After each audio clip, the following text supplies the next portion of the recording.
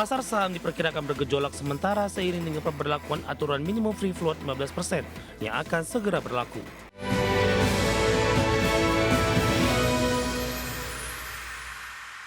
Pemirsa, menjelang pemberlakuan aturan baru free float saham 15%, pelaku pasar diimbau mewaspadai potensi volatilitas harga pada sejumlah emiten dengan tingkat likuiditas rendah. Meski berpotensi terdapat tekanan jual, analis pasar modal menilai batas baru free float sebagai katalis positif bagi pembentukan harga dalam jangka panjang serta dapat meningkatkan daya tarik pasar modal Indonesia di mata investor global. Pasar saham diperkirakan bergejolak sementara seiring dengan pemberlakuan aturan minimum free float 15% yang akan segera berlaku. Pelaku pasar diimbau mewaspadai potensi volatilitas harga pada sejumlah emiten dengan tingkat likuiditas rendah, menyusul persetujuan OJK terhadap revisi peraturan 1A tentang kenaikan batas minimum saham publik atau free float menjadi 15%. Head of Research Sikisi Sekuritas Muhammad Wafi mengatakan implementasi aturan baru ini berpotensi memicu koreksi harga dalam jangka pendek. Adapun tekanan jual diperkirakan muncul seiring kewajiban memegang saham pengendali pada emiten dengan free float rendah untuk melepas kepemilikannya ke publik guna memenuhi ambang batas minimum. Meski demikian, ia menilai risiko terjadinya fenomena dumping atau aksi jual agresif yang merusak harga pasar relatif minim. Pasalnya, regulator telah merancang penerapan aturan ini secara bertahap melalui evaluasi berkala. Skema itu memberikan napas bagi emiten untuk mencari pembeli strategis dari investor institusi, alih-alih langsung membuang saham ke pasar reguler. Di sisi lain, kebijakan tersebut dipandang sebagai katalis positif bagi efisiensi pembentukan harga dalam jangka panjang. Dengan bertambahnya pasokan saham real di publik, risiko manipulasi pergerakan harga pada saham-saham yang sebelumnya kurang likuid dapat ditekan secara signifikan. Wafi mengatakan peningkatan free float hingga 15% juga menjadi syarat penting untuk meningkatkan daya tarik pasar modal domestik di mata investor global. Sementara itu, senior market analis Mirae Aset Sekuritas Indonesia Nafan Aji Gusta Utama mengatakan peningkatan ambang batas free float akan memberikan dampak positif yang signifikan terhadap kedalaman pasar. Menurutnya, dengan porsi saham publik yang lebih besar, celah harga antara permintaan dan penawaran diharapkan semakin menyempit. Nafan menambahkan porsi publik sebesar 15% akan mendorong proses pembentukan harga yang lebih efisien. Meski demikian, ia tidak menampik adanya potensi tekanan jual dalam jangka pendek, terutama bagi emiten dengan kapitalisasi kecil dan menengah yang saat ini porsi publiknya masih di bawah ketentuan. Lebih jauh, Nafan menekankan bahwa kenaikan free float ini merupakan tiket bagi emiten tanah air untuk masuk ke dalam radar investor institusi global. Sebagai catatan, OJK resmi menyetujui perubahan peraturan 1A yang diajukan oleh Bursa Efek Indonesia.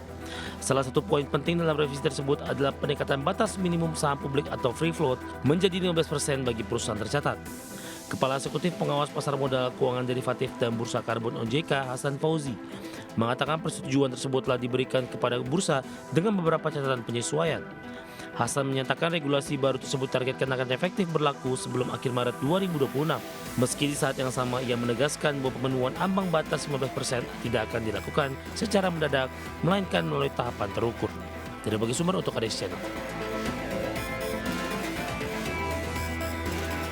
Iran menyatakan kesiapannya merespon kemungkinan serangan darat Amerika Serikat sambil menuding Washington tengah menyiapkan serangan meskipun negosiasi sedang berlangsung. Pernyataan ini muncul di tengah upaya pencarian solusi untuk menghentikan konflik antara Amerika Serikat, Israel, dan Iran yang telah menimbulkan banyak korban jiwa dan mengganggu pasokan energi global. Iran menyatakan kesiapannya merespon kemungkinan serangan darat Amerika Serikat sambil menuding Washington tengah menyiapkan serangan meskipun negosiasi sedang berlangsung.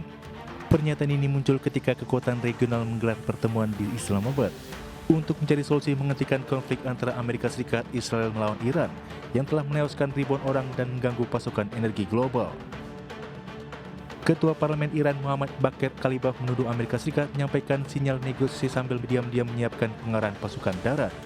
Adapun perang yang dimulai pada 28 Februari tersebut kini meluas ke Timur Tengah.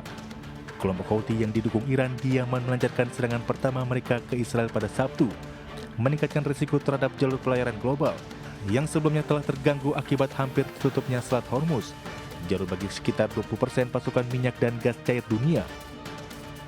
Sementara itu, Washington diketahui telah mengarahkan ribuan marinir ke Timur Tengah dengan kelompok pertama tiba pada Jumat menggunakan kapal serbu amfibi. Laporan menyebut Pentagon menyiapkan operasi darat di Iran, termasuk kemungkinan serangan oleh pasukan operasi khusus dan infanteri konvensional. Namun keputusan final apakah Presiden Donald Trump akan menyetujui pengerahan pasukan darat masih belum jelas. Berbagai sumber untuk ID Action. Harga minyak naik pada perdagangan di hari Jumat dan mencatatkan kenaikan mingguan mencerminkan keraguan pasar terhadap prospek gencatan senjata dalam perang Iran yang telah berlangsung selama sebulan. Kontrak berjangka Brent naik 4,2% ke level $112,57 per barrel, sedangkan kontrak berjangka West Texas Intermediate naik 5,5% ke posisi $99,64 per barrel.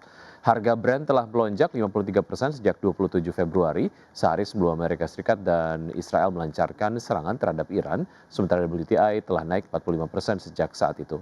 Secara mingguan Brent naik sekitar 0,3%, sedangkan WTI naik lebih dari 1%.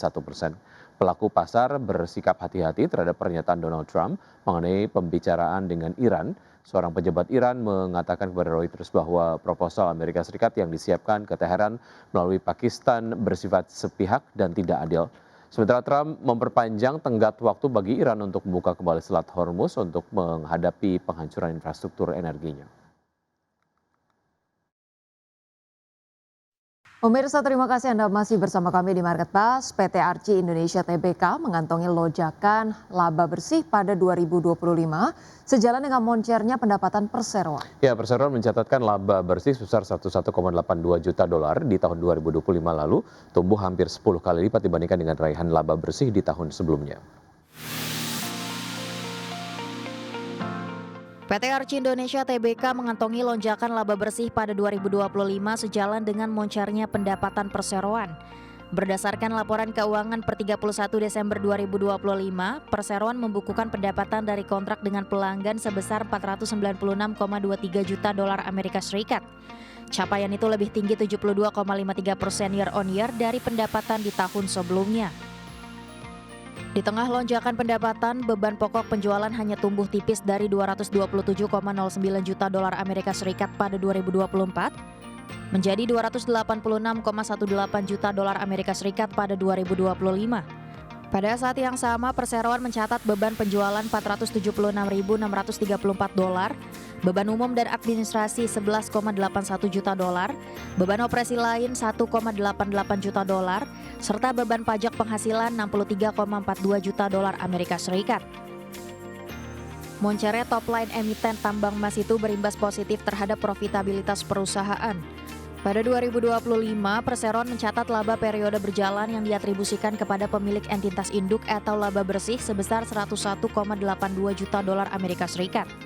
Capaian tersebut melonjak 873,71% year on year dari laba bersih senilai $10,45 juta Amerika Serikat pada 2024 atau tumbuh hampir 10 kali lipat. Berbagai sumber IDX Channel. Emiten perkebunan kelapa sawit PT Cisadane Sawit Raya Tbk menyiapkan rencana akuisisi lahan perkebunan baru sebagai strategi pengembangan bisnis perseroan pada tahun 2026. Ya, dalam keterangan resmi, manajemen perseroan menilai peluang pertumbuhan emiten perkebunan kelapa sawit pada tahun ini cenderung terbuka. Meski rencana penerapan B50 ditunda pada tahun ini, serapan energi berbasis CPO dinilai masih tinggi dengan mandatori B40 menjadi jangkar permintaan.